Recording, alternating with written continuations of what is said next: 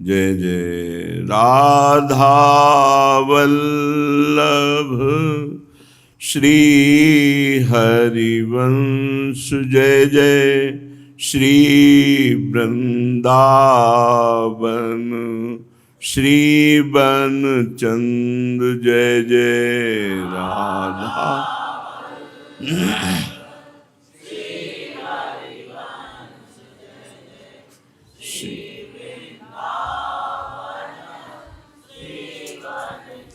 जय जय राधा वल्लभ गुरु हरिवंश, जय जय गुरु वृंदावन गुरु बन चंद, जय जय।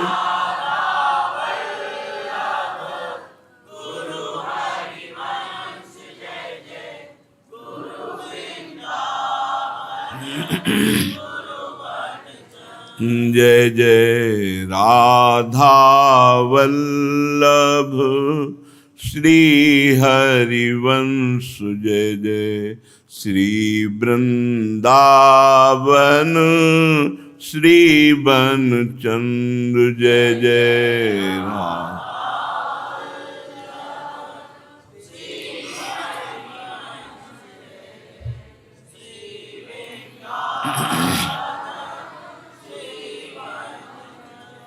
वृंदावनेश्वरी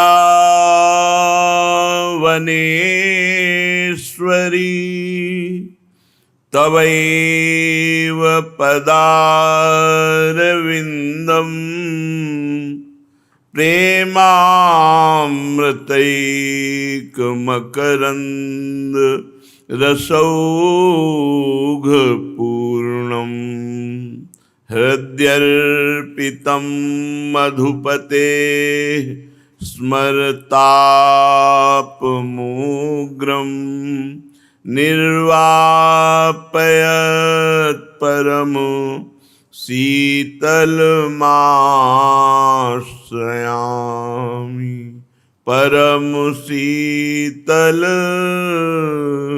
माश्रयामि।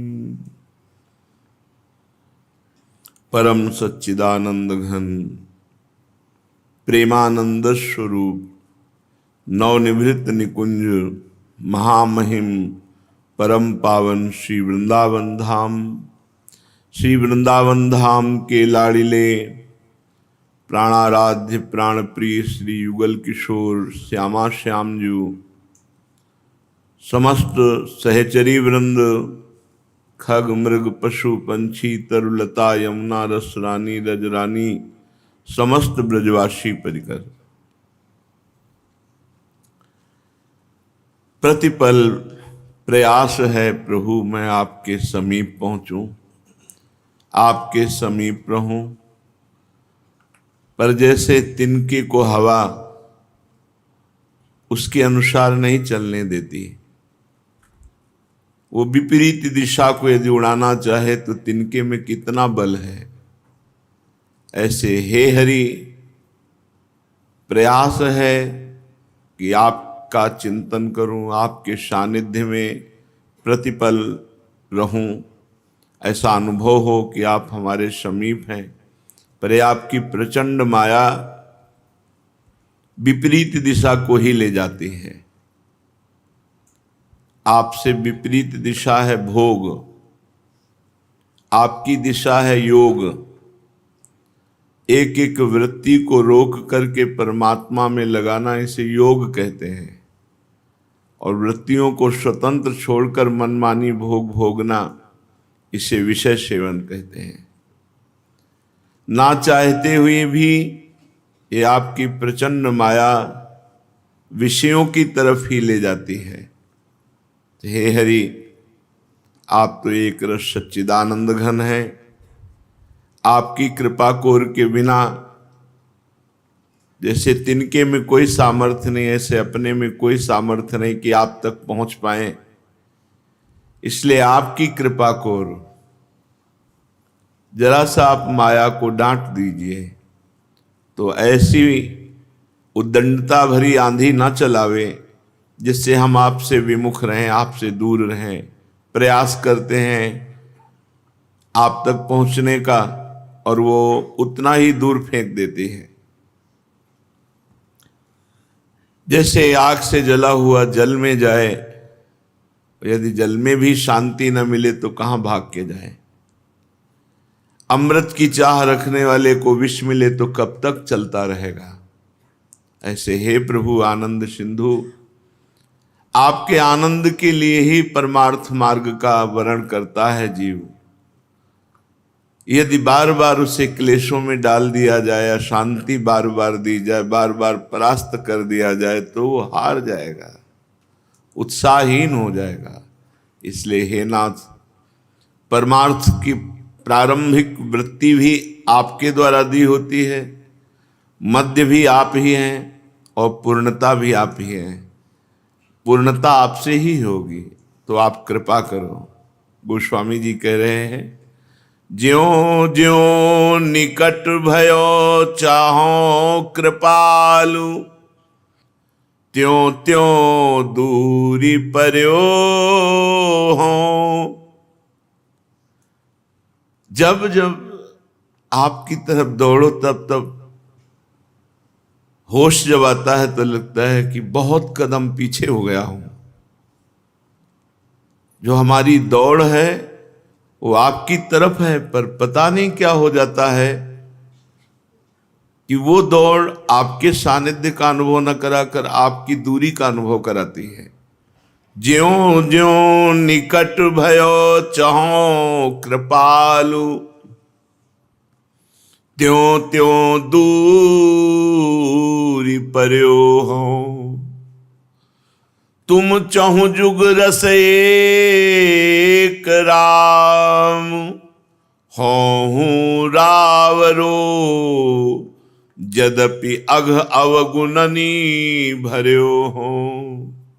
हे प्रभु, मैं जब जब आपके नजदीक होना चाहता हूं तब तब दूर क्यों चला जाता हूं? क्या है ऐसा जो मुझे अनुभव कराता है कि मैं आपसे दूर हो गया हूं?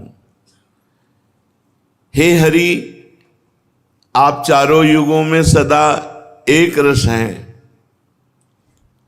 और अब मैं जोर जोर से कहलाता हूं आपका दास।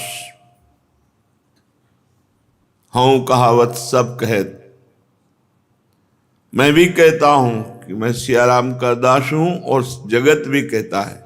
गोस्वामी तुलसीदास जी कहते हैं, और आप एक रस हैं और मैं आपका हूं, पापों और अवगुणों से भरा हुआ हूं। शायद यही पाप प्रवृत्ति, यही अवगुण प्रवृत्ति आपसे दूर कर देती है। लेकिन प्रभु, आपको पता है, आपकी दूरी होने पर बीच में इतने खल इकट्ठा है कि अवसर पा करके हमारा नाश करने को तैयार है। काम, क्रोध, लोभ, मोह, मद, मत्सर और कलयुग की अन्य कुछ चालें। बीच पाई ही नीच, बीच ही छरनी छर्यो हो। हाँ सुबरन कुबरन कियो, नृपते भिखारी करी, सुमति ते कुमति कर्यो हो। ये जो आपके चिंतन का तार टूट जाता है ना, इसी बीच में ये नीच स्वभाव वाले काम क्रोध आदि मुझे परास्त कर देते हैं। अगर ये बीच इनको ना मिले तो प्रभु आपका सानिध्य बहुत जल्दी प्राप्त हो जाए, अर्थात निरंतर भजन यदि बन जाए तो बहुत जल्दी भगवत प्राप्ति हो जाए। ये जो अंतराय है भजन में, यही विषयों को अवसर देता है, नीच प्रवृत्तियों को यही अवसर देता है। और साधक में जब नीच प्रवृत्ति अपना अधिकार कर लेती है तो निराश हो जाता है। उसे लगता है कि शायद हम इस योग्य नहीं हैं कि भगवान को प्राप्त कर सके, क्योंकि जब जब प्रयास करते हैं तब तब दूरी बन जाती है, तब तब ये भोग वासना हमको गिरा देती है। बीच मिलने पर ही इस नीच कलयुग ने बीच ही में अपने छल प्रपंच को फैलाकर मुझे ठग लिया। इसलिए बीच रखना बहुत खतरनाक है। का हनुमंत विपति प्रभु सोई, जब तो सुमिरन भजन न होई। जो क्षण भजन नहीं होता बहुत हानिकारक है। वो बहुत गलत संस्कार हमारे हृदय में डाल देंगे, जो भजन के समय बहुत विघ्न, बहुत ही अशांति पैदा करेंगे। इसलिए बड़े भाग्यशाली सावधान साधक हैं जिनकी भजन पद्धति में बीच नहीं बचा है, अर्थात एक भी मिनट खाली नहीं, हर समय भजन में लगे हुए हैं। अज्ञान वैसे ही भरा हुआ है और कलयुग ने अवसर देख लिया कि इस समय भजन नहीं हो रहा तो आक्रमण कर दिया, जीव को देहाभिमान से और पुष्ट कर दिया। कहां मैं स्वर्ण था, इसने कुवर्ण कर दिया। कहां मैं भगवान के मार्ग में चल रहा था और इसने भोगों में फंसा दिया। नित्य आनंद घन रूप से हमारा स्वरूप है, उसे भुला करके और मुझे जीव कहला दिया। जीव देहाभिमानी को कहते हैं। कहां मैं राजा और कहां रंक बना दिया, कहां मैं भगवत स्वरूप और कहां मुझे विषयी बना दिया। ज्ञानी से अज्ञानी बना डाला। प्रभु अनेक योनियों में, अनेक जगह लोक लोकांतर में भटका, बिना आग के जलता रहा। कभी ईर्ष्या जला रही, कभी क्रोध जला रहा है, कभी काम जला रहा है। अज्ञान जनित दुख दावानल से तपता रहा, जलता रहा, भटकता रहा। अब मैं प्रभु आपकी शरण में आया हूं। अब ऐसा कुछ विधान कर दो कि प्रेम पूर्वक केवल भजन करूं बस। गोस्वामी जी कह रहे आप ही की किए होगा, ऐसा विधान बना दो, ऐसी वृत्ति हमें दे दो, ऐसा संग दे दो, बस रात दिन भजन हो, खूब छक के भजन कर ले। जीवन में बहुत बार सब करके देखा, एक बार डट के भजन करके देखते हैं। आपकी कृपा से जब भजन होने लगता है तो कलयुग की कुचाल अपने आप समझ में आती है और कलयुग डर के भागता है। ये भजन का प्रभाव होता है। भगवत प्रेमी महात्माओं के संग में रहकर यदि भजन किया जाए तो कलयुग डर के भाग जाता है। राधा वल्लभ भजत भज भली भली सब होए, जीते विनायक शुभ अशुभ विघ्न करे नहीं कोय। विघ्न करे नहीं कोय, डरे कलिकाल कष्ट भय, हरे सकल संताप हरस हरिनाम जपत जय। जितने भी कलयुग के अभद्र हैं ये सब डर कर भाग जाते हैं। शुभ अशुभ विनायक कोई विघ्न नहीं डाल सकता, बस भगवत प्रेमी महात्मा का संग और खूब भजन का रंग हो। इसलिए मैं हाथ जोड़कर प्रभु माथ नाई नाथ सो कहो, हाथ जोड़ी खरे हो। चीन्हो चोर जी मारी है तुलसी सो, कथा सुन प्रभु सो गुदरी निबरे हो। मैं हाथ जोड़ करके हे प्रभु हे हरि मस्तक नवा करके कह रहा हूं कि पहचाना हुआ चोर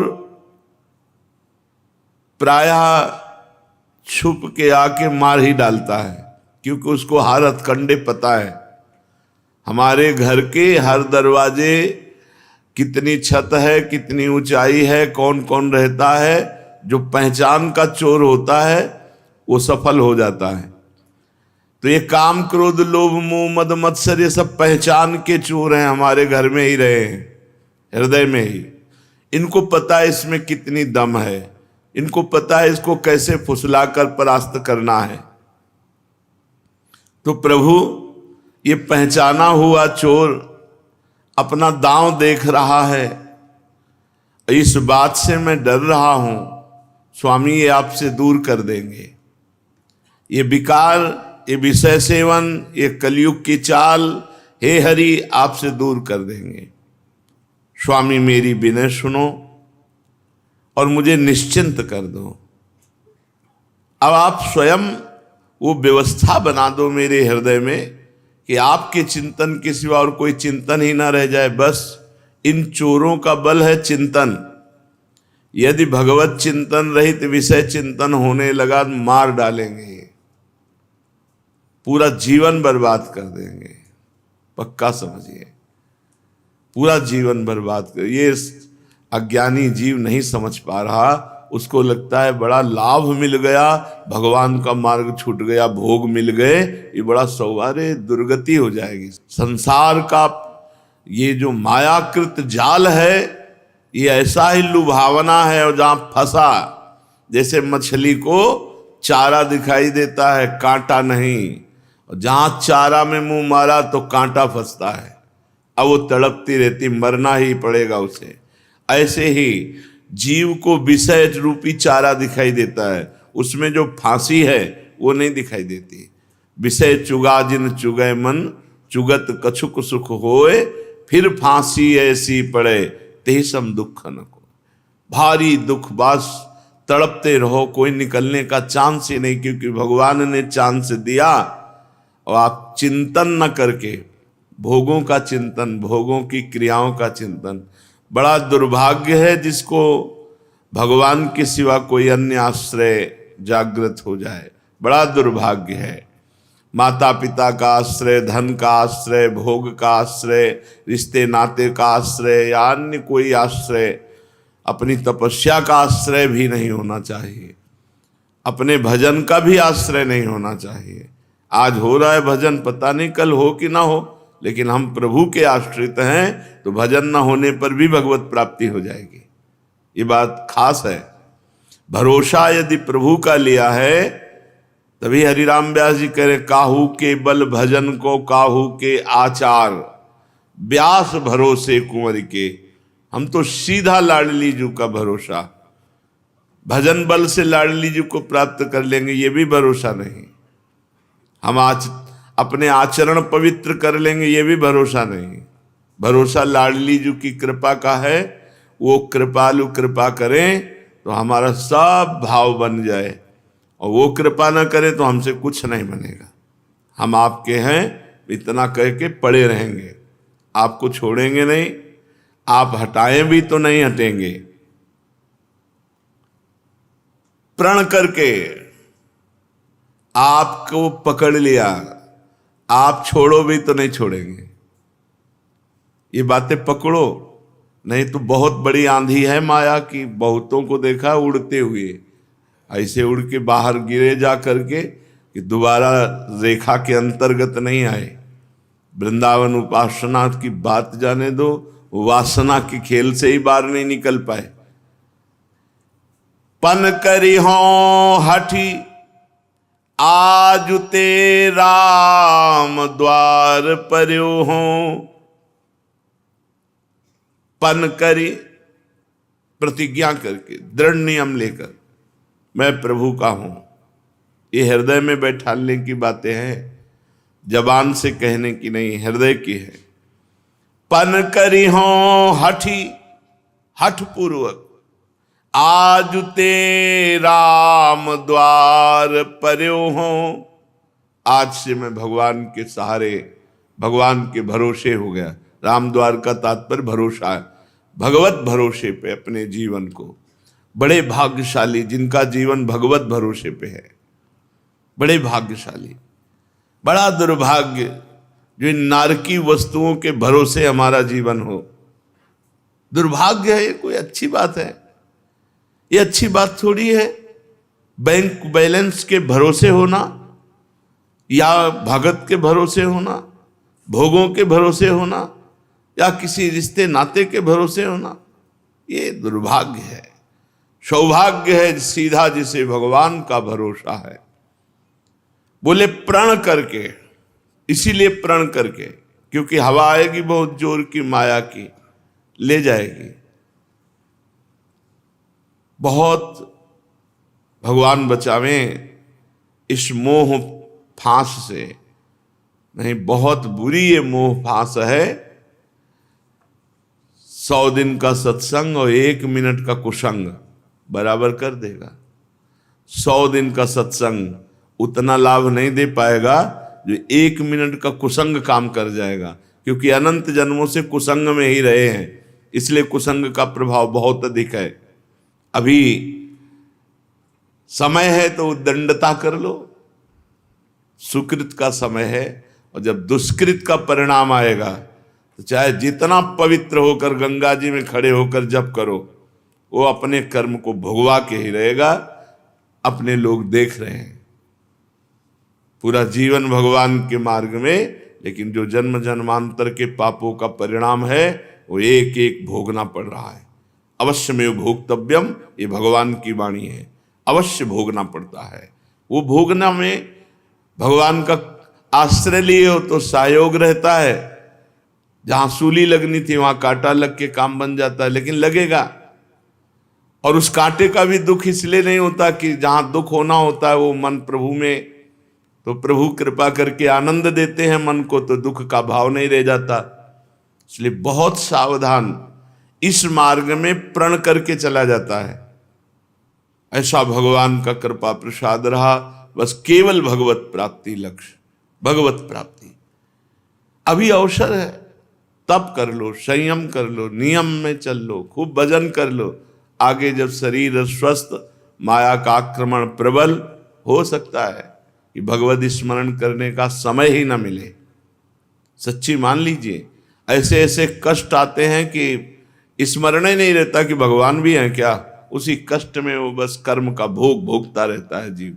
यदि पहले से भगवत अभ्यास नहीं है तो कष्ट के समय, जब भीषण कष्ट होता है, उस समय इंद्रियां, मन, बुद्धि सब उसी में डूब जाते हैं, कष्ट में। बस हाय हाय कब इस दुख से दूर हों, यही आकांक्षा। भजन, प्रिया प्रीतम का चिंतन, ये सब बातों में है, ये केवल प्रवचन में है। अगर अभ्यास नहीं किया तो नहीं होगा। ये खुद सब देखी समझी हुई बात अंदर की कह रहे। अगर अभ्यास भजन का भी सुखपूर्वक आपने नहीं किया प्रतिपल, तो आगे चल करके आपकी ऐसी स्थिति आएगी, फिर भजन नहीं कर पाओगे। पन करिहो हठियाज ते राम द्वार पर। जीव को भगवान के मार्ग में लगाने से बढ़कर के कोई सुकृत नहीं, और जीव को भगवान से विमुख कर देने से बढ़कर कोई दुष्कृत नहीं, इससे बड़ा कोई पाप नहीं। अरे जाके प्रीन राम वैदेही, तजिए ताहि कोटि बैरी सम जद्यप परम सनेही। पन कर गए, नियम पूर्वक जीवन भगवान को अर्पित किया जाता है। तू मेरो यह बिन कहे उठी हो न जन्म भरी, प्रभु की सौ करी निरयो। मैं आपकी कसम खा के कहता हूं,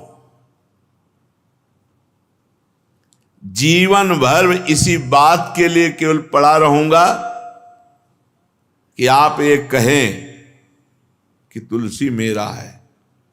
अगर ये नहीं कहोगे तो आपके दरवाजे पर आपकी कसम खा के कहता हूं, जीवन भर पड़ा रहूंगा केवल इसी बात के सुनने के लिए। एक बार आप कह दो कि तुलसी मेरा है, तू मेरा है, तू मेरो ये बिन कहे उठी हो न जन्म भरी, प्रभु की सौ, प्रभु की कसम, आपकी कसम कर निरयो हूं, मैंने आपकी शपथ ले ली। पन करी हो हठियाज ते राम द्वार परे हूं।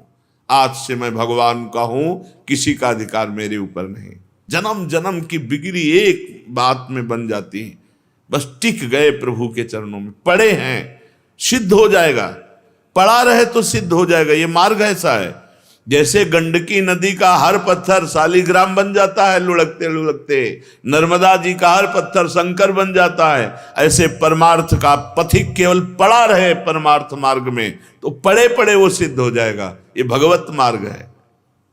पर पड़ा कौन रहता है? जो प्रण करके। गोस्वामी जी कह रहे हैं, पन करी हो हठि आज ते राम द्वार परे हो, तू मेरो यह बिन कहे उठी हो न जन्म भरी, प्रभु की सौ कर निरे हो। अब आपके मार्ग में आ गए, अब जैसे हैं वैसे आपके हैं, और आपको कहना पड़ेगा कि तू मेरा है। दय दय धक्का जम भट थके टारे न टर्यो हो, उदर दुसह सांसत सही बहुबार जन्म जग नरक निदर निकरे हो। ये न समझिएगा प्रभु कि आप धक्का देके हमें निकाल दोगे। गोस्वामी तुलसीदास जी कह रहे, यमदूतों ने कितने धक्के मारे हमको, पर मैंने वही कार्य किया जिसे नरक जाना पड़े, और नरक गया हो, नरक के धक्के सहे। तो आपके धक्के सहने में अब क्या है? जब नरक के धक्के सह आए तो आपके धक्के सहने में क्या है? मैं वहां से हटाए नहीं हटना, इतना पाप किया है कि अनेक बार नरक गया हूं। तो प्रभु मुझे नरक का धक्का सहना अभ्यास में है। अब संसार में बार बार जन्म लेकर माता के पेट की असह्य पीड़ा को सहा और नरक के धक्के सहे, तो अब आपके धक्के सहने के लिए हम तैयार हैं। अब अगर सोचो कि धक्का देकर के अपने दरवाजे से हटा देंगे तो हटने वाले नहीं, जितना उपद्रव करेंगे वो सब दरवाजे पे ही करेंगे। अब आपके हटने वाले, देखो इस बात को समझिए, हम नीच हैं, पामर हैं, कामी हैं, क्रोधी हैं, जैसे आपके का आके आपको शर्म लगे कि कामी है, नीच है, तो सुधार लो, आपके पास है दवा। कृपा करने मात्र से, एक कृपा कोर मात्र से नीच पामर परमहंसों की गति को प्राप्त हो जाए। आपके एक कृपा कोर मात्र से जो विषयी अजितेंद्रीय है वो जितेंद्रीय महापुरुषों का भी पूज्य बन जाए। इसलिए अब मैं अन्य द्वार तो ग्रहण नहीं करूंगा, और आप भी धक्का देंगे तो जाऊंगा नहीं। हो मचला ले छाड़ी हो जेही लाग अरे हो, तुम दयालु बनी है दिए बलि, विलंब ना कीजिए जात गलान गरे हो। मैं मचल गया हूं, मैं भी जिद्दी स्वभाव का हूं, अड़ बैठा हूं, नहीं छोड़ूंगा आपका आश्रय। कितने भाग्यशाली जो ऐसे अड़ जाए। आप दयालु हो, मुझे पता है कि मेरा मचलना देख करके आपको देना ही पड़ेगा, क्योंकि आप कृपालु हो, आप दयालु हो। आप ज्यादा देर अपने में नहीं टिक पाओगे, हमारे में आ जाओगे, क्योंकि आपका स्वभाव ऐसा करुणामय है। मैं आपकी बलैया लेता हूं, जब आखिरी में देना ही पड़ेगा तो पहले क्यों नहीं दे देते? देना ही पड़ेगा आपको, आपको अपना आश्रय कृपा कोर देनी ही पड़ेगी। जब देनी ही पड़ेगी तो महाराज काहे को इतना समय बर्बाद करवा रहे हो? अभी कृपा कर दे और हम आपके भजन में डूब जाए। प्रगट कहत जो सकुचिए अपराध भर्यो हो, तो मन में अपनाइए तुलसी ही कृपा करी कली, बिलो की हर्यो हो। लोग कहेंगे कि ऐसे दयालु के स्वामी, जिनकी दया ही दया, करुणा ही करुणा है, उनके दरवाजे पे पड़ा ये केवल एक बात कहलाना चाहता है कि तुलसी तू मेरा है। इसलिए महाराज तुरंत इतना कह दीजिए कि तुलसी तू मेरा है। आपको कहना पड़ेगा, नहीं कहोगे तो कसम खा के कहता हूं हर जन्म में आपके ही आश्रित रहूंगा। और धक्का देने से भागने वालों में हो नहीं, क्योंकि बहुत नरक के धक्के सह आए। तो आपके धक्के सरकार बड़े कोमल धक्के हैं आपके, तो आप तो धक्का ही देने के लिए छू ले तो हमारी बात बन जाए। आप देव तो धक्का भी किसी भी तरह हटने वाला नहीं। यह है भक्ति की निष्ठा, ये भक्त के हृदय की निष्ठा, किसी भी तरह हटने वाला नहीं हूं। प्रभु बस इतना कह दो कि तुलसी तू मेरा है, इतना सुनते ही मैं सब कठोरता त्याग दूंगा। ये धरना धरना मचलना ये सब छोड़ दूंगा।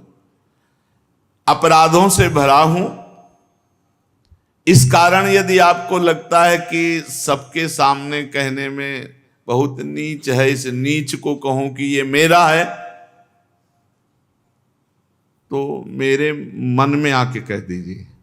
तुलसीदास जी कितने कृपालु हैं। मेरे मन में आके कह दीजिए कि तुलसी मैंने तुझे अपना लिया। बस जो ही आप इतना कहेंगे कि मन में कि तुलसी मैंने तुझे अपना लिया, तो बस मैं बेपरवाह हो जाऊंगा। मुझे ना कलयुग की परवाह, न विकारों की परवाह, कोई परवाह नहीं रहेगी। नाथ चाहो तो प्रगट में कह दो, पर अगर संकोच लग रहा हो कि कहाँ इतने बड़े प्रभु आप और ये अधम नीच इसको कहूं कि ये मेरा, तो मेरे मन में आके कह जाओ, मेरे मन में कह दो कि तुलसी तू मेरा। बस अपना प्रणय हो जाए प्रभु के चरणों का पूर्ण आश्रय, पूर्ण समर्पण। ये समझ में नहीं आ रहा है। अरे भाई, साधन केवल असाधन हटाने के लिए है। भगवत प्राप्ति तो धैर्य पूर्वक भगवत मार्ग में अड़े रहने की है। ये जो मनमानी बिल्कुल नहीं समझ पाएंगे परमार्थ क्या है, नहीं समझ में आता। जीव को नहीं समझ में आता। जीव को समझ में आता है मान सम्मान, यश कीर्ति, प्रतिष्ठा, वाहवाही, ये अच्छा लगता है। उसको ये अच्छा नहीं लगता गुमसुम शांत उदासीन एकांत भगवत चिंतन करते हुए मुक्त हो जाना, ये अच्छा नहीं लगता। इसलिए भाई, सत्संग भगवान की कृपा से रोज मिल रहा है, तो चित्त वृत्ति का परिवर्तन करो, निरंतर भजन परायण रहो। भजन बने और ना बने, पर प्रभु को हम नहीं छोड़ सकते। अच्छे हैं या हम बुरे हैं, पर हम प्रभु को नहीं छोड़ सकते। ऐसी निष्ठा पकड़ो, ऐसी भावना पकड़ो, तभी तो निस्तार होगा। इस संसार से भगवान उसी का निस्तार करते। साम हम समुद्धरता मृत्यु संसार सागरात, जो ऐसे भगवान को समर्पित होता है।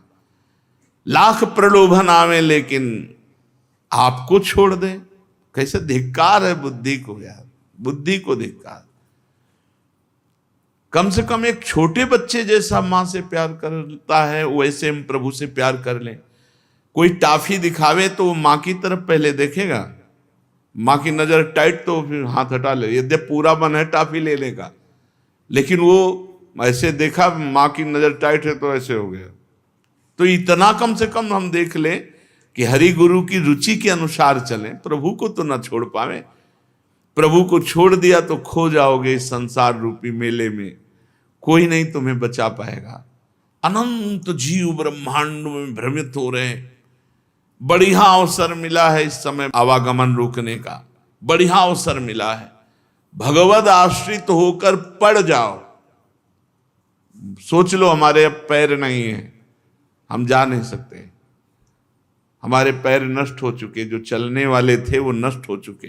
अब हमारे पास एक ही जगह है, भगवान के द्वार में पड़ा हूं। उनके अपने को तो घर मिल गया, घर में बैठने को मिल गया, अब आश्रय नहीं छूटे। सत्संग ऐसे सुना जाता है कि एक भी शब्द खाली ना जाए, उसे हम पकड़ें, अपने जीवन में मनन करें, उसका चिंतन करें, उसको आचरण में उतारें।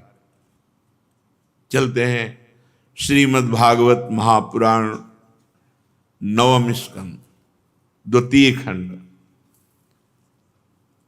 भगवान परमहंस शिरोमणि श्री सुखदेव जी महाराज मानो परीक्षित के लिए भगवान स्वयं श्री सुखदेव जी के रूप में चल करके परम पद प्रदान करने आए। नहीं 7 दिन में तक्षक सर्प काटेगा, 7 दिन में कैसे परम पद की प्राप्ति होती। मानो भगवान परमहंस जी का रूप धर करके उनको परम पद देने आए। राजा परीक्षित ने पूछा, भगवान आपने सब मनवंतरों और उनमें अनंत शक्तिशाली भगवान के द्वारा किए हुए ऐश्वर्यपूर्ण चरित्रों का वर्णन किया, मैंने उनका श्रवण किया। आपने कहा कि पिछले कल्प के अंत में द्रविड़ देश के स्वामी राजर्षि सत्यव्रत ने भगवान की सेवा से मत्स्यावतार जो भगवान ने धारण किया, उनसे ज्ञान प्राप्त किया और वो इस कल्प में वैवस्वत मनु हुए। आपने उनके इक्ष्वाक आदि नरपति पुत्रों का भी वर्णन किया। ब्रह्मन, अब आप कृपा करके उनके वंश और वंश में होने वालों का चरित्र वर्णन कीजिए। हमारे हृदय में बड़ी उत्सुकता है उनके वंश के चरित्र को सुनने की। सूत जी कहते हैं, शौनकादि ऋषियों, ब्रह्मवादी ऋषियों की सभा में जब राजा परीक्षित जी ने प्रश्न किया, तब धर्म के मर्मज्ञ भगवान परमहंस सुखदेव जी ने कहा, परीक्षित तुम मनुवंश का वर्णन संक्षेप से सुनो, विस्तार से तो सैकड़ों वर्ष में भी उसका वर्णन नहीं किया जा सकता। जो परम पुरुष परमात्मा छोटे बड़े सभी प्राणियों की आत्मा है, प्रलय के समय केवल वही थे, केवल परमात्मा। ये विश्व या और कुछ बिल्कुल नहीं था। महाराज, उनकी नाभि से एक स्वर्णमय कमल कोश प्रकट हुआ, उसी में चतुर्मुख ब्रह्मा जी का आविर्भाव हुआ। ब्रह्मा जी के मन से मरीच और मरीच के पुत्र कश्यप और उनकी धर्म पत्नी दक्षनंदिनी अदिति से विवस्वान भगवान सूर्य का जन्म हुआ। विवस्वान की संज्ञा नामक पत्नी से श्राद्ध देव मनु का जन्म हुआ। परीक्षित, परम मनस्वी राजा श्राद्ध देव ने अपनी पत्नी श्रद्धा के गर्भ से 10 पुत्र उत्पन्न किए। उनके नाम थे इक्ष्वाकु, नृग, शर्याति, दिष्ट, धृष्ट, करुष, नरिष्यन्ति, प्रसद्ध, नभग और कवि। वैवस्वत मनु पहले संतानहीन थे, तो सर्वसमर्थ भगवान वशिष्ठ ने उन्हें संतान प्राप्ति कराने के लिए मित्रावरुण का यज्ञ कराया। यज्ञ के आरंभ में केवल दूध पीकर रहने वाली वैवस्वत मनु की धर्म पत्नी श्रद्धा ने अपने होता के पास जाकर प्रणाम पूर्वक याचना की कि मुझे इस यज्ञ के फल रूप में कन्या चाहिए। और राजा ने संकल्प किया था कि मुझे पुत्र चाहिए। रानी की प्रेरणा हुई कि मुझे कन्या चाहिए। तब अध्वर्यु की प्रेरणा से होता बने हुए ब्राह्मण ने श्रद्धा के कथन का स्मरण करके एकाग्र चित्त से वषट्कार का उच्चारण करते हुए यज्ञ कुंड में आहुति दी।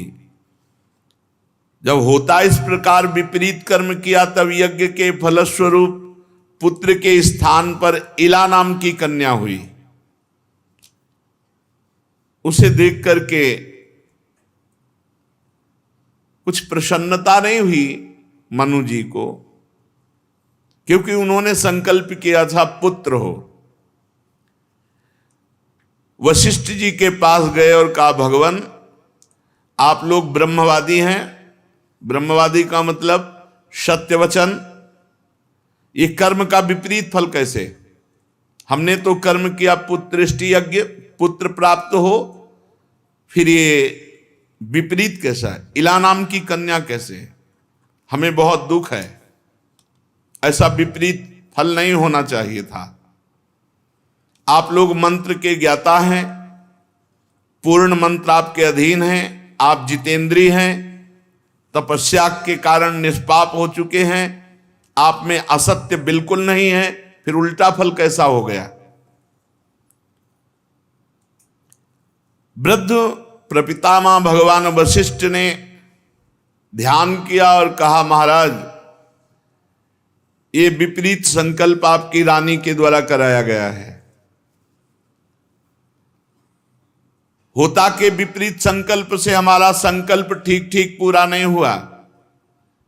दुखी मत हो, मैं अपनी तपस्या के प्रभाव से इसे पुत्र बना देता हूं।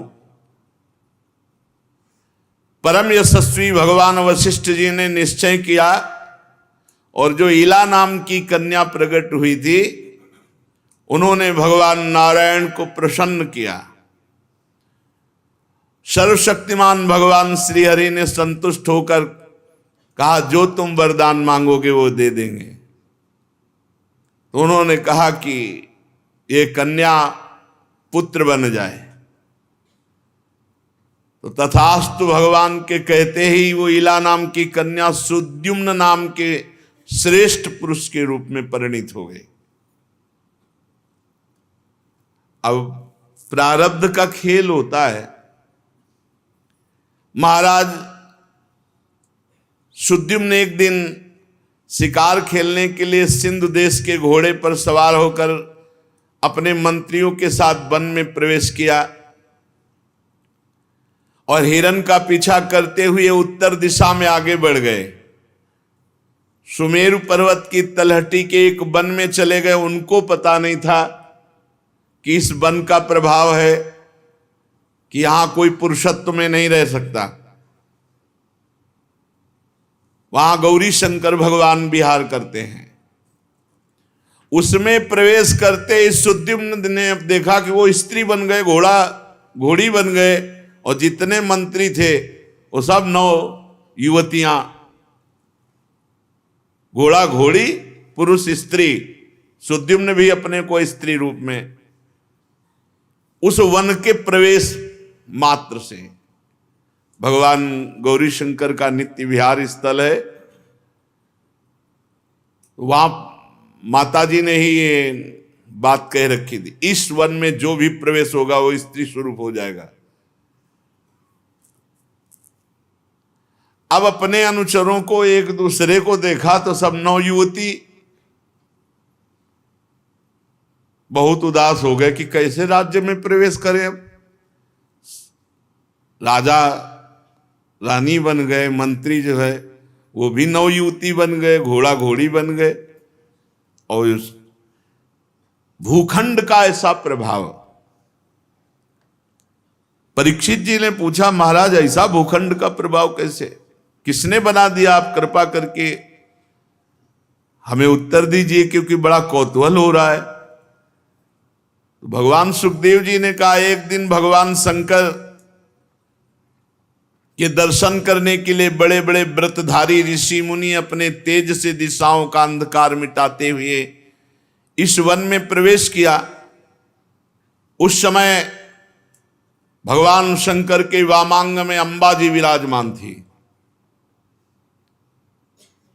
तो ऋषियों को सहसा आया देख करके वो कुछ सकुचा गई और भगवान शंकर की गोद से हट करके अलग विराजमान हुई। ऋषियों ने दूर से ही देखा तो तत्काल भगवान को साष्टांग प्रणाम करके वहां से नर नारायण भगवान के आश्रम पर चले गए। उसी समय भगवान शंकर ने अपनी प्रिया त्रिपुर सुंदरी भगवती अंबिका को प्रसन्न करने के लिए कहा, मेरे सिवा आज के बाद इस वन में जो भी पुरुष प्रवेश करेगा, पुरुषलिंग, वो तत्काल स्त्रीलिंग हो जाएगा। परीक्षित, तभी से उस स्थान में कोई पुरुष प्रवेश नहीं करता। और सुद्युम्न को पता नहीं था, वो शिकार के लोभ में अपने मंत्रियों के साथ प्रवेश कर गए तो सब बदल गया। अब वो स्त्री बने हुए एक दूसरे की तरफ देखें, मंत्री जो थी वो भी 9 युवती और राजा भी 9 युवती, घोड़ा घोड़ी। अब वो विचार करने लगे कि नगर में तो प्रवेश नहीं कर सकते, कैसे प्रवेश करें, राजकुमार कहां और कहां। तो वो वहीं वन में भ्रमण कर रहे थे तो चंद्रमा पुत्र बुध, उन्होंने देखा सुद्युम्न को। वो तो जानते नहीं थे कि सुद्युम्न है, सुंदर स्त्री, मित्रता हो गई। अब बुध को पति बना लिया और फिर कुछ दिन में गर्भ रहा और पुरुरवा नाम का पुत्र उत्पन्न हुआ, लड़का बच्चा भी हो गए। मनुपुत्र राजा सुद्युम्न स्त्री हो गए हैं, ऐसा सुनते ही फिर वशिष्ठ जी का स्मरण किया, क्योंकि वशिष्ठ जी ने इला से सुद्युम्न बनाया था। सुद्युम्न की दशा देखकर वशिष्ठ जी के हृदय में बड़ी कृपा उत्पन्न हुई। फिर उन्होंने भगवान शंकर की आराधना की कि सुद्युम्न पुरुष बन जाएं। भगवान शंकर प्रसन्न हुए वशिष्ठ जी पर और उन्होंने कहा कि हमारी भी बात असत्य नहीं होगी। इस वन में जो प्रवेश किया वो स्त्री बनेगा, और तुम्हारी भी तपस्या व्यर्थ नहीं जानी चाहिए। तो 1 महीने तक ये पुरुष रहेंगे और 1 महीने के बाद स्त्री हो जाएंगे, फिर 1 महीने स्त्री रहेंगे, फिर 1 महीने पुरुष रहेंगे। ऐसा हो सकता है। सुद्युम्न इस प्रकार राज्य का पालन कर सकते हैं। वशिष्ठ जी के अनुग्रह से व्यवस्था पुष्ट हुई, पुत्र हो चुके हैं पुरुरवा। ये आगे चलकर चक्रवर्ती सम्राट महाराज पुरुरवा। जो ही महीना पूरा हुआ सो पुरुष हो गए, तब वो अपने राज्य में आए। पर 1 महीना राजा बनकर के शासन किया, फिर स्त्री बन गए, तो फिर महल में चुपचाप रहना पड़ा। जब प्रजा को ये बात चली तो उन्होंने कहा इसे हमारे अभिनंदन योग्य राजा नहीं कि महीना भर राजा बने, महीना भर रानी बने। हाँ, इसलिए प्रजा उनका अभिनंदन नहीं करती। उनके 3 पुत्र हुए, उत्कल, गय और विमल। ये सब दक्षिणापथ के राजा हुए। बहुत दिनों के बाद ऐसे चलता रहा, 1 महीने पुरुष बनकर राज्य करना और 1 महीने रानी बनकर महल में रहना। सुद्युम्न ने अपने पुत्र पुरुरवा को राज्य दे दिया और स्वयं तपस्या के लिए वन की यात्रा की। जब सुद्युम्न तपस्या करने के लिए वन में चले गए, तब वैवस्वत मनु ने पुत्र की कामना से यमुना जी के पावन तट पर 100 वर्ष तक तपस्या की। इसके बाद उन्होंने संतान के लिए सर्वशक्तिमान भगवान श्री हरि की आराधना की और अपने ही समान 10 पुत्र प्राप्त किए, जिनमें सबसे बड़े महाराज इक्ष्वाकु थे। उन मन पुत्रों में से एक का नाम था प्रशद्र। वशिष्ठ जी ने उनको गाय की रक्षा में नियुक्त किया। अब उस समय कोई बिजली तो थी नहीं, तो अंधेरे में गाय के झुंड में एक बाघ घुस गया, तो गौएं रम्हाने लगी, उठ के खड़ी हो गई, भागने लगी। एक गाय को बाघ ने पकड़ लिया। अब प्रशद्ध गाय के पास दौड़े गए, घोर अंधकार था, हाथ में तलवार। देखा अचानक कि ये तो बाघ ने गाय को पकड़ रखा है, तो बाघ के सर पर मारा, पर खेल पलट गया। बाघ छलांग लगा गया और वो प्रहार गाय के सिर पर, जिससे तत्काल गाय का सर कट गया और तलवार की नोक से बाघ का कान भी कट गया था, इसलिए वो भाग पड़ा। प्रशद्र ने समझा बाघ मर गया, परंतु जब रात बीती तब देखा कि गाय की गर्दन कटी हुई। बड़ा दुख हुआ। यद्यपि जानबूझकर गौ हत्या नहीं की थी, फिर भी वशिष्ठ जी ने उन्हें शाप दे दिया कि जाओ, तुम इस कर्म से क्षत्रिय कुल में नहीं रहो। प्रशद्ध ने यह सफाई नहीं दी कि गुरुजी मैंने कोई अपराध नहीं किया। अंजलि बांधकर शाप स्वीकार कर लिया और मुनियों को प्रिय लगने वाले नैष्ठिक ब्रह्मचर्य का नियम लिया कि पूरा जीवन तप पूर्वक व्यतीत करेंगे। समस्त प्राणियों का अहेतुकी हितैषी, सबके प्रति समान भाव से युक्त होकर भक्ति के द्वारा भगवान वासुदेव की अनन्य प्रेममयी भक्ति प्राप्त की। सारी आसक्तियां मिट गईं, वृत्तियां शांत हो गईं, इंद्रियां बस में हो गईं। कोई संग्रह परिग्रह न रखते हुए दैवश इस शरीर का निर्वाह करते। वो आत्मज्ञान से संतुष्ट होकर परमात्मा में समाधिस्थ रहते। कभी कभी जड़ अंधे बहरे के समान पृथ्वी पर विचरण करते। एक दिन वन में गए और देखा दावानल धधक रहा है। मननशील प्रशद्ध ने शरीर का अंतिम समय जानकर उसी अग्नि में प्रवेश कर गए, उस शरीर को स्वाहा कर दिया और स्वयं परमात्मा को प्राप्त हुए। मनु जी के सबसे छोटे पुत्र थे कवि। ये भी निष्प्रिय महात्मा थे। राज्य छोड़कर बंधुओं के साथ वन में चले गए और अपने हृदय में विराजमान परमात्मा का चिंतन करके किशोर अवस्था में ही शरीर को छोड़ दिया, परम पद को प्राप्त हुए। धन्य है जीवन जो भगवान को प्राप्त करके शरीर पूरा करे। धृष्ट के धारष्ट नामक क्षत्रिय हुए, अंत में उसी शरीर से वो सब ब्रह्म ऋषि बन गए।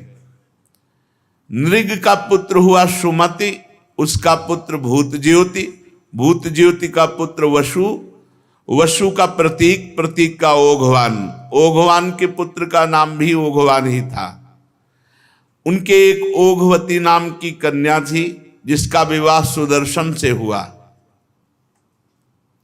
मनुपुत्र नरिष्यंत से चित्रसेन, उससे ऋक्ष, ऋक्ष से मीढ़वान।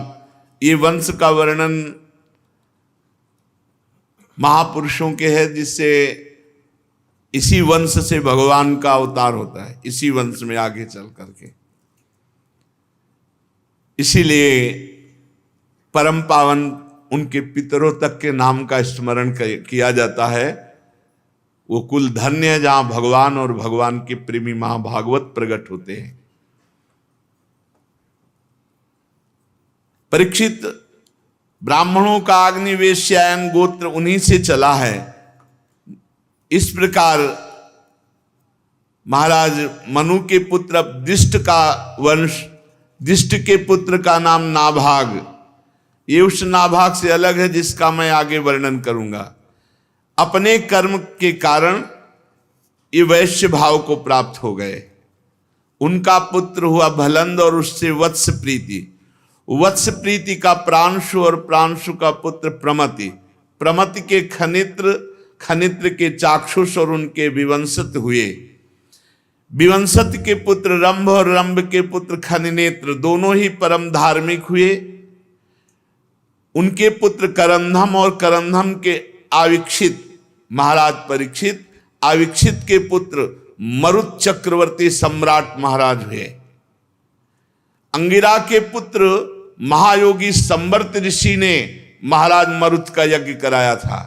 मरुत का यज्ञ जैसा हुआ वैसा और किसी का नहीं हो सकता। उस यज्ञ में छोटे बड़े पात्र सब स्वर्ण के थे। उस यज्ञ में इंद्र को सोमपान करके मतवाला कर दिया गया, दक्षिणाओं से ब्राह्मणों को तृप्त कर दिया गया, और उसमें परसने वाले थे मरुदगण और विश्वदेव सभासद थे। जैसी मरुत ने यज्ञ की वैसी ऐसी अद्भुत यज्ञ। इसी यज्ञ के लिए वशिष्ठ जी को देवराज इंद्र ने वरण कर लिया। जब ये यज्ञ कराने का संकल्प वशिष्ठ जी ने लिया, देवराज इंद्र सोचे कि यज्ञ नहीं होनी चाहिए, नहीं मरुत हमसे आगे निकल जाएंगे। मनुष्य होकर भी यज्ञों में देवराज इंद्र से आगे निकल जाएंगे। तो देवराज इंद्र गए और वशिष्ठ जी से कहा कि मैं तुम्हें आचार्य रूप से वरण करता हूं। तो वशिष्ठ जी ने कहा, यद्यपि मैं पहले से, पर तुम देवराज हो इसलिए तुम्हारी आज्ञा का पालन करते हैं, हम स्वीकार करते हैं। और मरुत को मना कर दिया। मरुत जी बहुत उदास विराजमान थे। इतने में देवर्षि नारद जी आए। तो देवर्षि नारद जी ने कहा, आप उदास क्यों बैठे हैं? तो उन्होंने कहा, यज्ञ का अनुष्ठान और गुरुदेव को चतुरता पूर्वक देवराज इंद्र ने वरण कर लिया, अब तो हमारी यज्ञ अधूरी रह गई। तो उनका नहीं, यज्ञ नहीं अधूरी रहेगी। एक महात्मा है जो बहुत जोर के हैं, संवर्त ऋषि, महायोगी संवर्त। ये इस समय काशी विश्वनाथ जी में है। तुम जाओ और शव को ऐसे रख देना तो वो मार्ग से दूर ही भागेंगे, पागलों जैसी चेष्टा करेंगे, तो उनके पीछे ही एकांत में भागना और उनको वर्ण कर लो यदि आचार्य रूप में, तो अद्भुत यज्ञ होगी और हर देवता हाथ जोड़कर वहां खड़ा रहेगा, क्योंकि महायोगी संवर्त जी बड़े सामर्थ्यशाली। ऐसा ही किया। काशी गए तो विश्वनाथ जी के एक बार दर्शन करने संवर्त जी जाते थे। तो 24 घंटे एक शव रख करके निरीक्षण किया कि वो शव से बहुत दूर रखते थे। जो ही देखा तो उनकी चेष्टा तो पीछे लग गए कि यही संवर्त ऋषि। तो लघुशंका फेंकना, थूकना, मारना, ऐसा सब चेष्टा करते हुए एकांत गंगा के किनारे पहुंचे। तो उनका क्या चाहते हो? उनका आपको गुरु रूप में वरण करना चाहते हैं यज्ञ के लिए। तो बोले देख लो, जिस समय मैं यज्ञ के लिए बैठूंगा उस समय सारे देवता खिलाफ हो जाएंगे तुम्हारे। अगर तुमने हमारा गुरु पद से बहिष्कार किया तो तुम्हारा सर्वनाश कर देंगे, और अगर गुरु पद पर बैठा ले रहे तो हर देवता को वही करना होगा जो मैं कहूंगा। ऐसा ही हुआ। मरुत जी ने कहा बिल्कुल आपका त्याग नहीं कर सकता। गुरु रूप में वरण करके यज्ञानुष्ठान प्रारंभ हुआ। सबसे पहले आवाहन किया अग्नि का। अग्नि देवता उपस्थित हुए। अग्नि ने कहा कि हम किसी भी देवता की आहुति नहीं पहुंचा सकते, क्योंकि देवराज इंद्र की ऐसी इच्छा है। तो उन्होंने कहा अगर हमारी आज्ञा का पालन नहीं किया तो अपने मंत्र बल से तुम्हें भस्म कर देंगे। अग्निदेव को कहा कि मैं तुम्हें भस्म कर। थर्रा गए अग्निदेव। देवराज इंद्र से कहा कि हमें आहुतियां पहुंचानी ही पड़ेंगी, वो इतने जबरदस्त महात्मा है संवर्त ऋषि। देवराज इंद्र ने वज्र का प्रहार करना चाहा महाराज मरुत के ऊपर, ईर्ष्यावन। ऐसे ही रोक दिया, ऐसे ही, और कहा जब तक यज्ञ हो ऐसे ही खड़े रहो। इतने सामर्थ्यशाली महात्मा संवर्त ऋषि, जब तक यज्ञ हो। तब वो धीरे से बोले कि बहुत हाथ दर्द कर रहा है। तो बोले उपद्रव नहीं करना, चलो ठीक हो जाओ। तो उनके हाथ ठीक हो गए। खूब अमृत पान कराया, खूब आनंद वर्षा हुई, बहुत जोर की। जैसी महाराज मरुत की यज्ञ हुई, अद्वितीय दक्षिणाओं से तृप्त कर दिया। ब्राह्मण लोग उठा करके नहीं ले जा रहे थे, नहीं चाहिए मुझे इतना हीरा जवाहरात स्वर्ण आदि। मरुत के पुत्र का नाम था दम, और दम से राज्यवर्धन, उससे सुधृति, सुधृत से नर नामक पुत्र की उत्पत्ति हुई। महाराज नर से केवल, केवल से बंधुमान, बंधुमान से वेगवान, वेगवान से बंधु, बंधु से राजा तृणबिंदु का जन्म हुआ। राजा तृणबिंदु आदर्श गुणों के भंडार थे। अप्सराओं में श्रेष्ठ अलम्बुषा देवी ने उनका वरण किया, जिससे उनके कई पुत्र हुए। इडविडा नाम की एक कन्या हुई।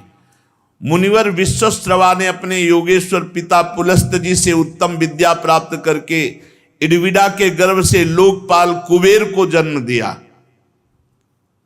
महाराज तृणबिंदु ने अपनी धर्म पत्नी से विशाल, शून्य बंधु और धूम्रकेतु, इन पुत्रों को प्रकट किया, जिसने विशाल वंशधर हुए, जो वैशाली नाम की नगरी बसाई। विशाल से हेमचंद, हेमचंद से धूम्राक्ष, धूम्राक्ष से संयम, संयम के दो पुत्र हुए, कृशाश्व और देवज। कृशाश्व के पुत्र का नाम सोमदत्त। उसने अश्वमेध यज्ञों द्वारा यज्ञपति भगवान की आराधना की और योगेश्वर संतों का आश्रय लेकर उत्तम परम पद को प्राप्त किया। सोमदत्त का पुत्र हुआ सुमति, और सुमत से जन्मेजय। ये सब तृणबिंदु की कीर्ति को बढ़ाने वाले विशाल वंशी राजा हुए। श्री सुखदेव जी कहते हैं, परीक्षित मनुपुत्र राजा सरयाति वेदों का निष्ठावान विद्वान था।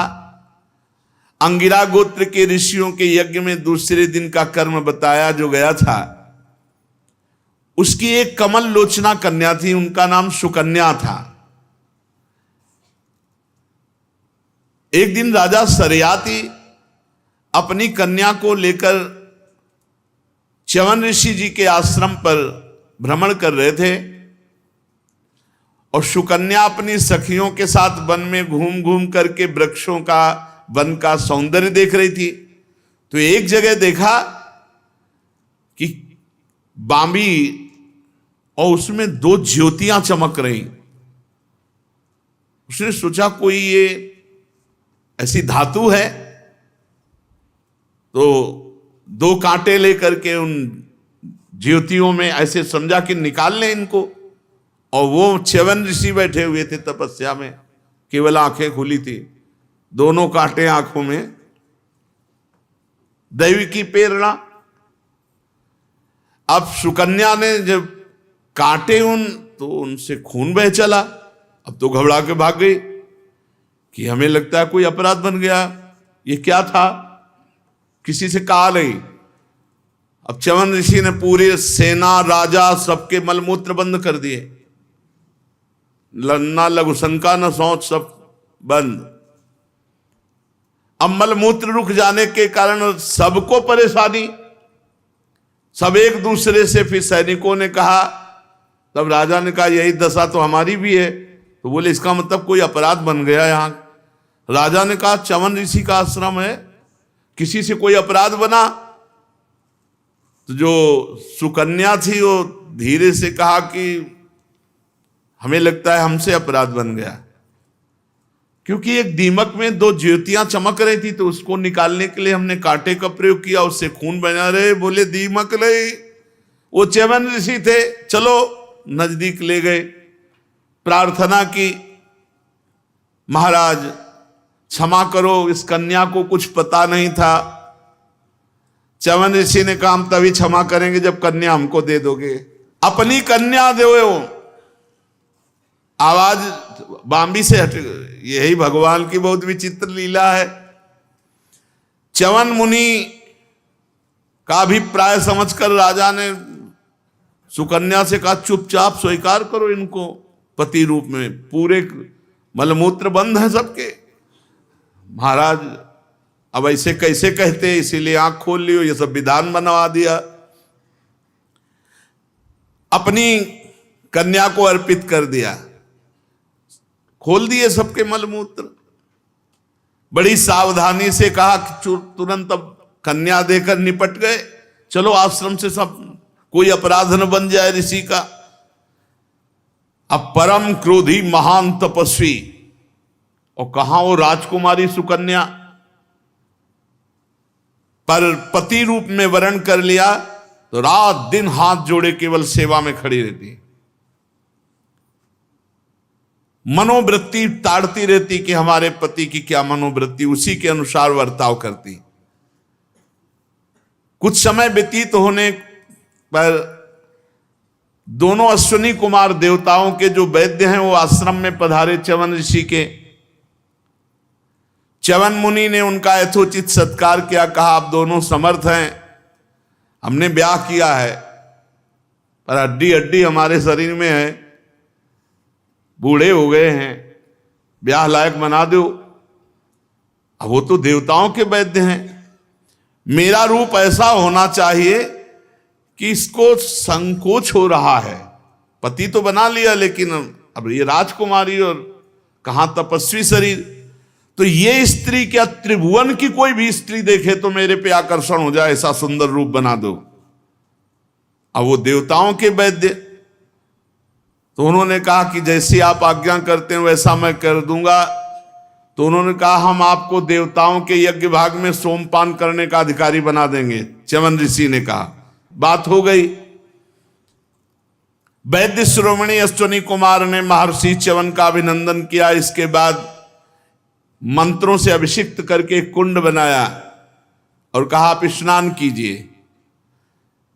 जे भी स्नान करने के लिए जब जा रहे थे तो शरीर की एक एक हड्डी देख लो, नस गिन लो, झुर्रियां पड़ी और बहुत ही वैसे बीभत्स मतलब भयावना रूप, और आंखें वैसे ही फूट गई थी।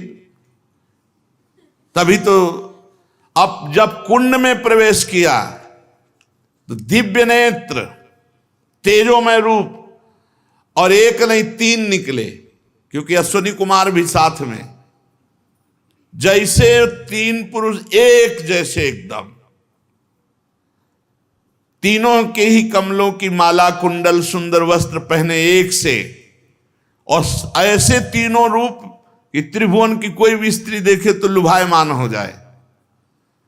परम सुंदरी सुकन्या जी ने जब देखा, तीनों एक की आकृति एक, तीनों का तेज एक, आवाज हुई इनमें से अपने पति को पहचान लो, अगर पहचान लिया तो तुम्हारा वरण हो जाएगा।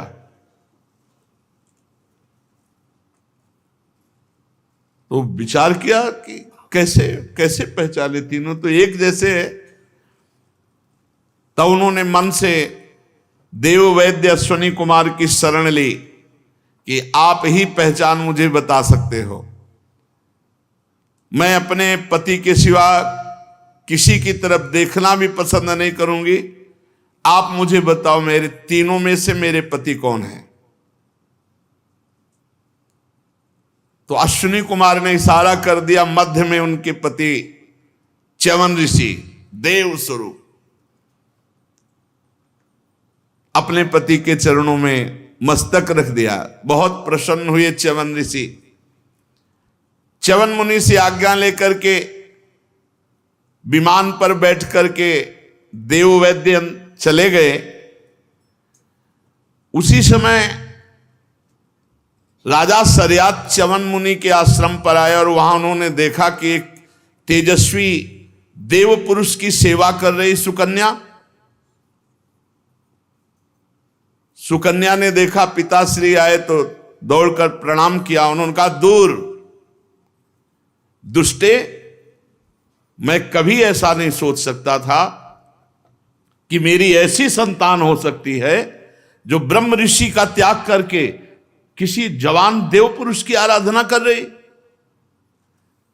तूने महामुनि च्यवन को धोखा दे दिया, उन्हें बूढ़ा समझकर, उन्हें अरूपवान समझकर तू किसी और पुरुष की सेवा कर रही। तेरा जन्म ऐसे कुल में नहीं हुआ जैसे तेरे आचरण है। ये उल्टी बुद्धि तेरे को कैसे प्राप्त हो गई? तेरा ये व्यवहार मेरे कुल में कलंक लगाने वाला। अरे हरि हरि, तू निर्लज्ज हो गई है। तू पिता और पति दोनों के वंश को नरक में ले जाने वाली है।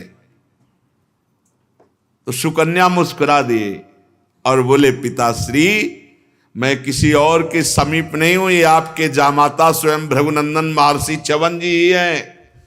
ये सब देववैद्य अश्विनी कुमार का चमत्कार है कि आपके बूढ़े दामाद जवान होकर के विराजमान हैं। महर्षि च्यवन सौंदर्य और यौवन प्राप्त कर चुके हैं। सरियाती अत्यंत विस्मित हुए और कहा, क्षमा करो पुत्री, मैंने गलत भाव से तुम्हें देखा, गले से लगा लिया। महर्षि च्यवन ने सरियात से सोम यज्ञ का अनुष्ठान कराया और सोमपान के अधिकारी न होने पर भी अपने तपस्या के प्रभाव से अश्विनी कुमारों को सोमपान कराया। इंद्र बहुत जल्दी क्रोध कर बैठते हैं, इसलिए उनसे सहा न गया। उन्होंने चिढ़कर सरियात को मारने के लिए वज्र उठाया तो च्यवन ऋषि ने स्तंभ विद्या के द्वारा उनका हाथ सहित वही शरीर स्तंभ कर दिया। तब देवराज इंद्र ने अश्विनी कुमार को सोम का भाग देना स्वीकार कर लिया। उन लोगों ने वैद्य होने के कारण अश्विनी कुमारों का सोमपान से बहिष्कार कर रखा था। परीक्षित, सरियात के 3 पुत्र थे, उत्तानबर्हि, आनर्त और भूरिसेन। आनर्त से रैवत हुए। महाराज रैवत ने समुद्र के भीतर कुशस्थली नाम की एक नगरी बसाई थी। उसी में रहकर वे आनर्त आदि देशों का राज्य करते थे। उनके 100 श्रेष्ठ पुत्र थे, जिनमें सबसे बड़े थे कुकुदमी। कुकुदमी अपनी कन्या रेवती को लेकर के परेशान रहते थे कि कौन सा दूल्हा वरण करें। 2-4 जगह दूल्हा देखा तो उन्होंने कहा, चलो ब्रह्मा जी से पूछ लेते हैं चल के कि कौन सा भाग्य में दूल्हा रचा, कहाँ इधर उधर भटके। तो ऐसे कुकुदमी महायोगी थे कि अपनी पुत्री को लेकर के ब्रह्मलोक में, वो ब्रह्मलोक में उस समय थोड़ा गाना बजाना चल रहा था, गंधर्व गा रहे थे, अप्सराएं नृत्य कर रही थी, तो वो भी उतनी देर वहां चुप रहे जितनी देर नृत्य और गान हुआ। इसके बाद सब ब्रह्मा जी को नमस्कार करके उत्सव में जो आए हुए थे जाने लगे। तो ब्रह्मा जी को जब नमस्कार करने कुकुदमी, तो ब्रह्मा जी ने कहा कि कैसे आगमन हुआ। तो उन्होंने बताया कि 2-4 लड़के देखे थे रेवती के लिए, पर हमारी समझ में नहीं आ रहा था कौन लड़का। तो हम कहा आप ही से पूछ ले चल के, तो आपने भाग्य में कौन सा लड़का लिखा है। तो ब्रह्मा जी बहुत जोर हंसे और हंसकर कहा, महाराज तुमने जिन लड़कों की बात की है उनकी कुल परंपरा नष्ट हो गई। बोले अभी तो आ रहे, बस नाचे गाना तो देखा। बोले यहां का नाच गाना और वहां की कुल परंपरा नष्ट हो गई, सब काल के गाल में चले गए। अब उनके न पुत्र बचे, न पौत्र बचे, न नाती बचे, न गोत्र बचे। ऐसी वंश परंपरा। अब जाओ, 27 चतुर्युगी का समय बीत चुका है, इसलिए तुम जाओ। इस समय भगवान श्री हरि के अंश से महाबली बलदेव जी पृथ्वी पर विराजमान, वही दूल्हा है तुम्हारी पुत्री के, रेवती जी के। राजन, नर रत्न को ये कन्या रत्न तुम समर्पित कर दो, जिनके नाम लीला आदि का श्रवण कीर्तन बड़ा ही पवित्र है। वे ही प्राणियों के जीवन सर्वस्व भगवान पृथ्वी का भार उतारने के लिए अपने अंश से अवतीर्ण हुए हैं। राजा कुकुदमी ने ब्रह्मा जी का आदेश प्राप्त करके उनके चरणों की वंदना की और अपने नगर में चले आए। उनके वंशजों ने यक्षों के भय से वो नगरी छोड़ दी थी जहां तहां निवास कर रहे थे। राजा कुकुदमी ने सर्वांग सुंदरी पुत्री परम बलशाली भगवान बलराम जी को सौंपी, तो भगवान बलराम जी ने देखा बहुत लंबी, क्योंकि पहले के युगों की। और जब कह रहे वंश परंपरा सब चली गई, भगवान का अवतार हो गया, बलराम जी का अवतार हो गया, केवल नाच गाना होने भर में वहां कमल की पंखुड़ी में ऐसे छेद, यहां का 1 वर्ष व्यतीत हो गया, इतनी आयु है अपनी। बलराम जी ने जब देखा तो अपना हल वगैरह अपने बराबर बनाया, रेवती जी को, बहुत लंबी रेवती जी। भगवान बलराम जी को रेवती जी सौंप दी और कुकुदमी जी बद्री नारायण भगवान में तपस्या करके भगवान के परम पद को प्राप्त हुए। आगे नाभाग और अम्बरीश जी का चरित्र शेष चर्चा। श्री राधा वल्लभ लाल की जय।